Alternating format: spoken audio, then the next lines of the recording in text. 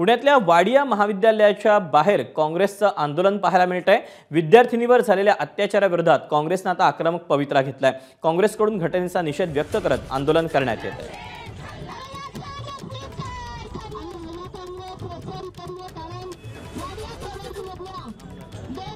कॉलेजच्या विद्यार्थिनींवर अत्याचार केल्याचा प्रकार काही दिवसांपूर्वी समोर आला होता आणि त्या विरोधात आता काँग्रेसने निषेध व्यक्त करणारं आंदोलन पुकारलं आहे। याच कॉलेजच्या समोर हे सगळे काँग्रेसचे कार्यकर्ते, नेते, महिला नेत्या सगळ्या जमले आहेत आणि या घटनेविरुद्ध निषेध ते व्यक्त करताना दिसतायत। लाठीकाठी घेऊन त्याच्यासोबतच वेगवेगळ्या आकाराचे पोस्टर्स घेऊन हे सगळे आंदोलन करतायत। No place safe for women अशा सगळ्या प्रकारचे पोस्टर्स घेऊन ते सगळे आंदोलन करतायत आणि याच आंदोलनातून ते निषेध देखील व्यक्त करतायत। माझ्यासोबत काँग्रेसचे शहराध्यक्ष अरविंद शिंदे सर आहेत।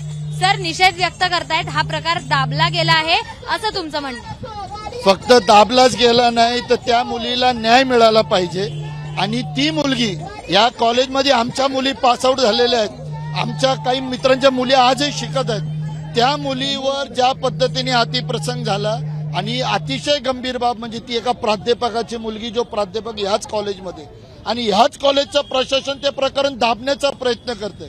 बरं, दाबतंय तर दाबतंय, जे 4 मुलं फक्त गुन्हेगार ते कोण रिक्षावाल्याचा, पण जे हाय प्रोफाईल जे 2 पोरं आहेत ती कुठे आहेत? एक डेप्युटी कलेक्टरचा मुलगा असं आम्हाला कळतंय, एक दुसरा मंत्र्याचा भाचा आहे असं आम्हाला कळतंय, ती मुलं कुठे आहेत? आणि हा विषय सप्टेंबरपासून तर एप्रिलपासून सप्टेंबरपर्यंत चालत आला आणि प्रशासन डोळ्यावर पट्टी बांधून होतं।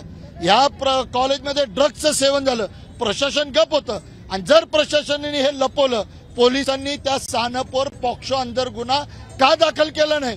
त्या पार्टी का नाही करत? त्या लोकांना सुद्धा ज्यांनी हे लपवण्याचा प्रयत्न केला, त्या मुलीला न्याय मिळत नाही तोपर्यंत काँग्रेस पक्षाचं आंदोलन चालू राहील। यात बघितलं तर 4 मुलांकडनं हा अत्याचार झाल्याचं कळतंय आणि अत्याचाराचा घटना पुण्यातच नाही तर राज्यात देखील वाढताना दिसते। तर आपण काय अपेक्षा आहे? एका तुमच्या पत्रकार बहिणीला त्यांचा नेता आमदार म्हणतो की तुझ्यावर बलात्कार झाल्यासारखं ती बोलते, म्हणजे त्यांची मेंटॅलिटी काय आहे? मुलींचे बलात्कार त्यांना काही फरक पडत नाही, त्यांना सत्ता आणि पैशाची मस्ती आलेली आहे। सामान्य नागरिक कितीही भरवटला, काही झालं त्यांना देणं घेणं नाहीये। आज आमच्या मुली बेटी बचाव बेटी पढाव हे तुम्ही स्लोगन वापरता, मग जबाबदारी कुणाची आहे? प्रशासनाने का दाबलं? का तर मोदी साहेबांचा दौरा होता, काही हे प्रकरण जास्त वाढू नये, मोदी साहेबांना तुम्ही लोकांनी प्रश्न विचारू नये म्हणून हे 2 दिवस दाबण्यात आलं। म्हणजे तुम्ही मुलींवर किती अन्याय करताय आणि हा तुम्ही बेटी बचाव बेटी पढाव हे स्लोगन वापरता? लाज वाटली पाहिजे मोदी साहेबांना, देवेंद्र फडणवीसांना।